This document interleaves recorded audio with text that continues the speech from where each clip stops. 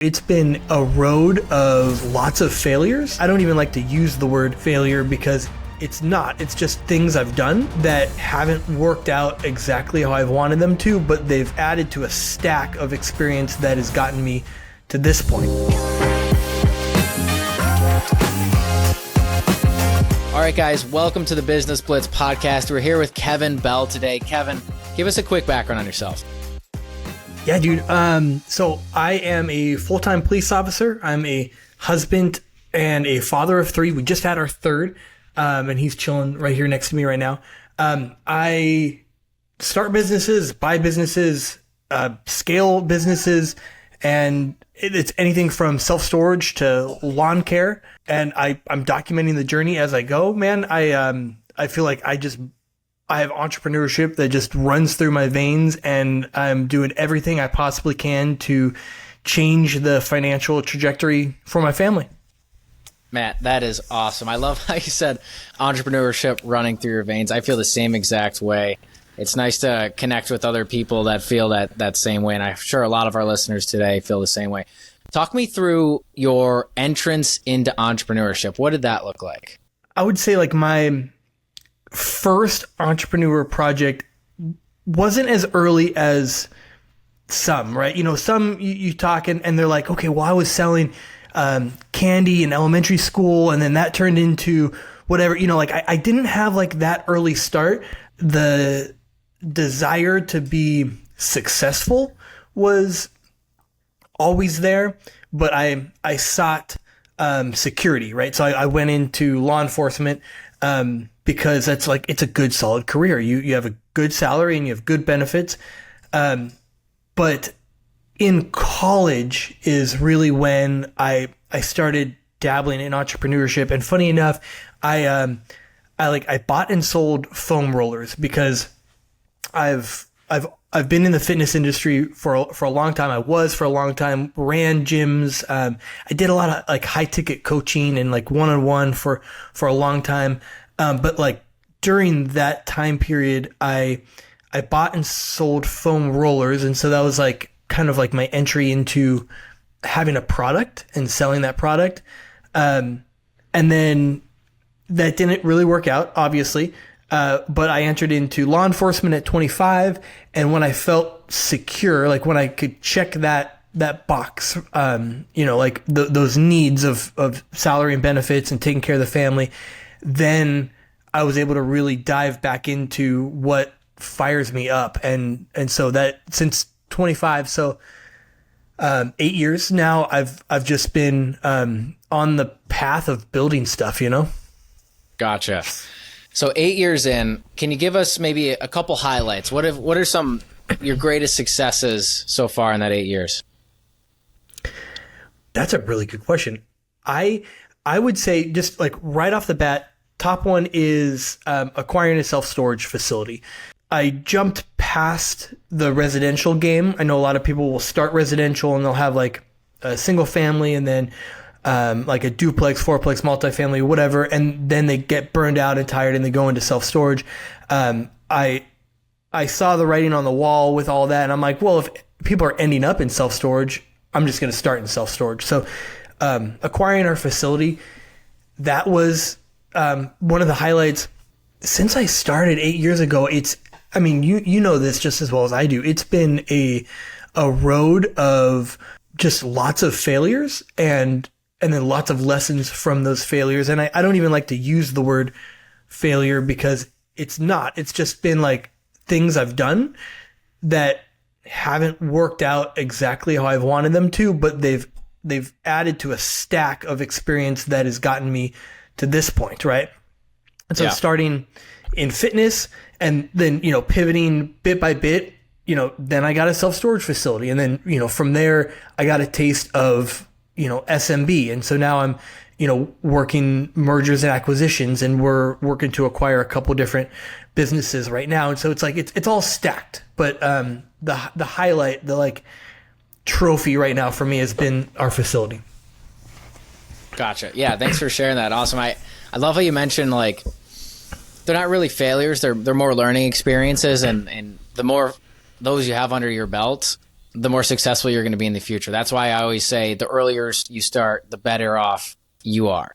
So that's my philosophy on that. But I do want to talk a little bit about, maybe I want you to pick one quote unquote failure or learning experience you had, because people often talk about their successes, but you learn more from the failures typically. And I want our listeners to understand and learn from the experience of someone who's been there, done that. And so they do not repeat those same bad decisions. So do you have any failure or learning experience you'd like to share?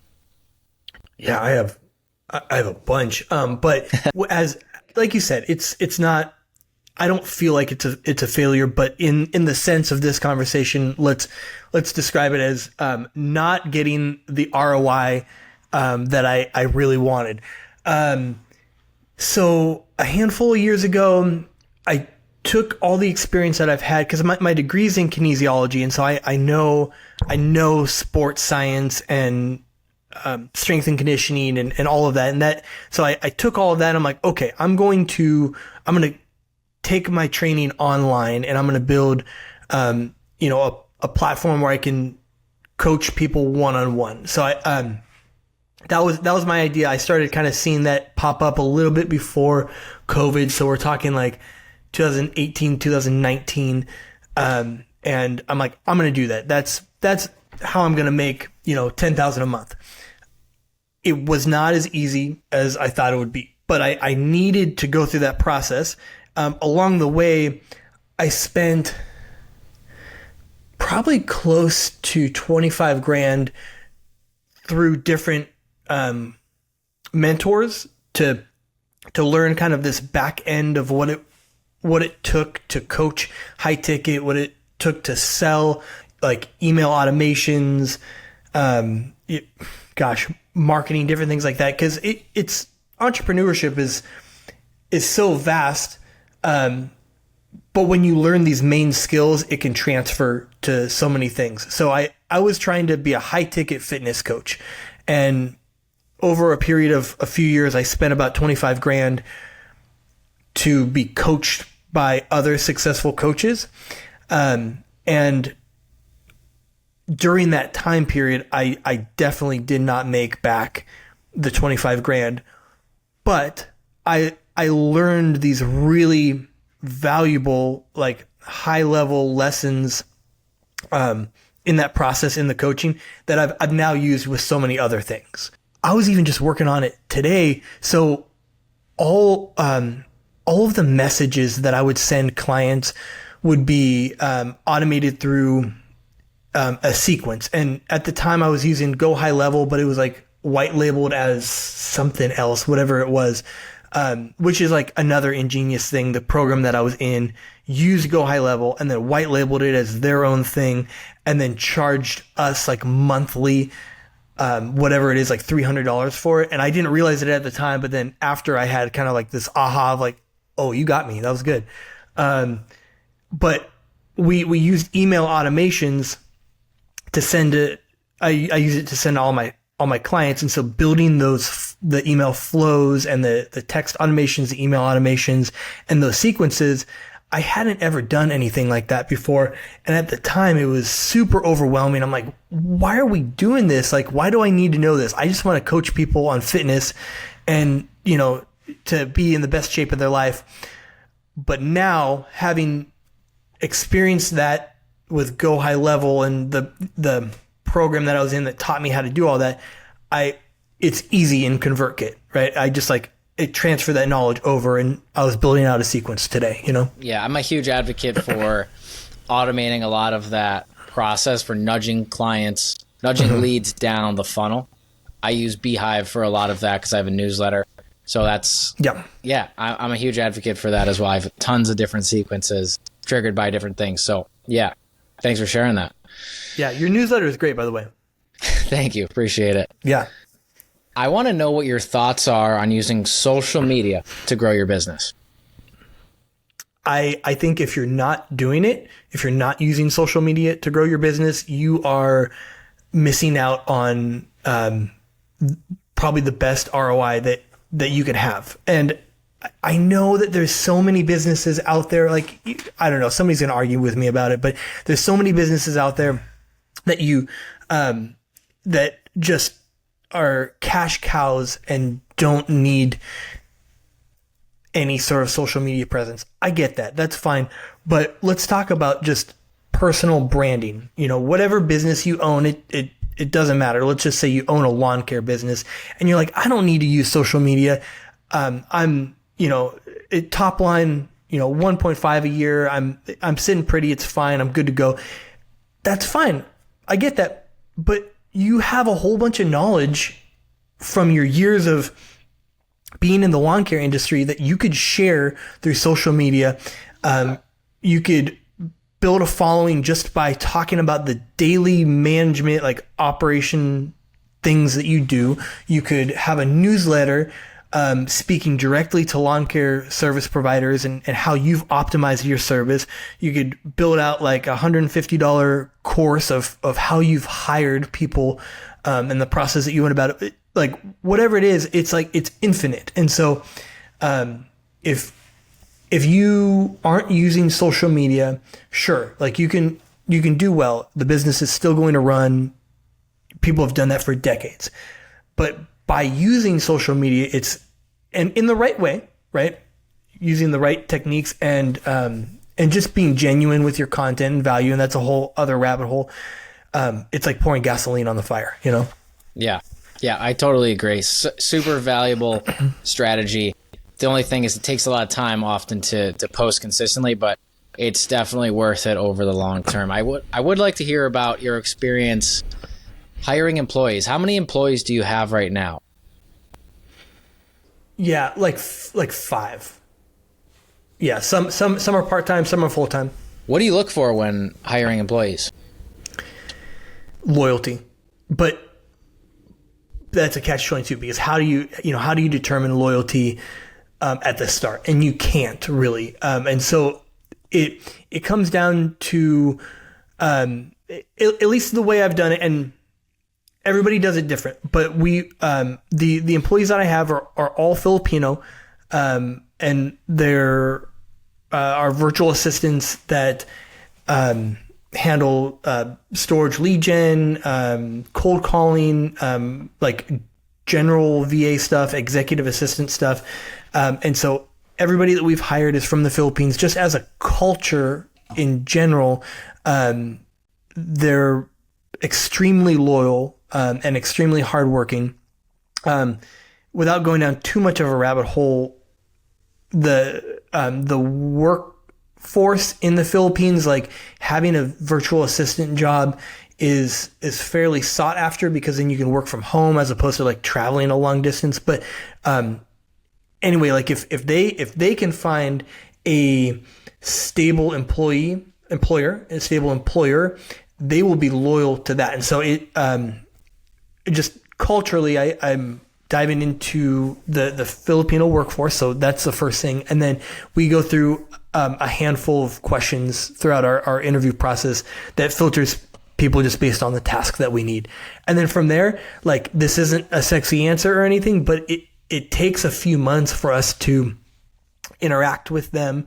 Like they've passed all of the interview tests and the questions that we've filtered them through. But then like we have them on for a couple months still in a trial period, and adding to their plate bit by bit to judge their performance and then like their interaction with us and their loyalty, Yeah. And I can speak from my experience as well. Hiring from the Philippines is awesome. The loyalty factor is easily apparent. And yeah, I've had nothing but good experiences hiring from there. My longest tenured employee at my summer storage for college students business is from the Philippines. She's my customer support team lead. She's been promoted. She also does recruiting in the off season. So yeah, great experiences hiring from there and definitely very affordable as well for US based businesses. Yeah, I do. I mean, correct me if I'm wrong, but like I would scrape change out of couch cushions to make sure that I kept my main general VA that she's like my right hand. And I'm sure you feel the same way. Like I would do anything to keep her. Like that's how great she is, you know? Yeah, no question. Absolutely.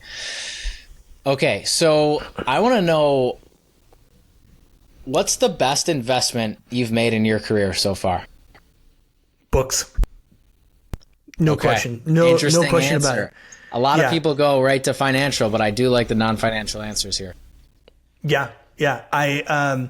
Financial success comes like that's a byproduct of, that's a symptom of the books that you read. And I wish I knew who said this, but one quote that I always think about is a book is like everything that any author has ever done, like condensed down to like something that you can hold, right? So their entire career, their experience, their, everything that they've failed or, succeeded at, like they've dialed it down to a book that you can hold and they're giving it to you, right? So they've lived that life and now they're sharing it with you.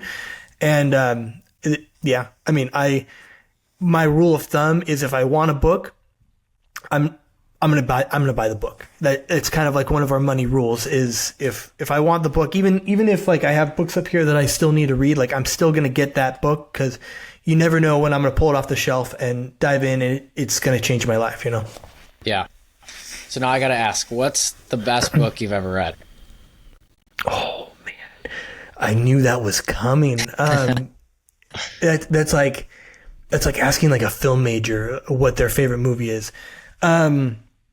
So I, my favorite author is Derek Sivers, and, every one of his books has just like, I'm reading it and I'm like, he's writing it for me, to me. I'm kind of blurred in the background, but, he has How to Live, Hell Yeah or No, Anything You Want, Your Music and People, and then Useful, this one's right here, Useful Not True. So he has 5 books and every one of them hits. And I would say out of those 5, Anything You Want would be my favorite. He's not like big on social media, but he has a blog and he has just a bunch of loyal fans. He founded CD Baby and like kind of by accident and didn't even really want to grow it, but it just grew because it was awesome. And he just led with providing value to musicians, which is what it was for, and then sold it for millions and is now living in New Zealand. And he's just writing about his entrepreneur experiences. Nice. Yeah. That sounds so awesome. Anything You Want. Yeah, I definitely got to dive into that. Thanks for sharing that.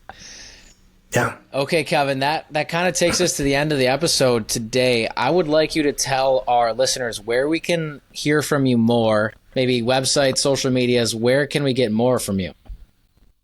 I am really active on Twitter, X. So it's twitter.com or x.com /Kevin as RX. My name, ASRX.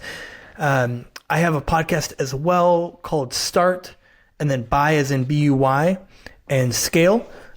Just launched that, and we have a handful of episodes up. So yeah, Twitter, podcast, and then the YouTube channels that correspond with that. Awesome. We'll link those in the comments below. Be sure to check out Kevin's stuff. And thanks for hopping on with us today, Kevin. Appreciate it. Yeah, man. Thanks for having me. Thanks for watching. If you found value in this video, click subscribe below for more business content just like this.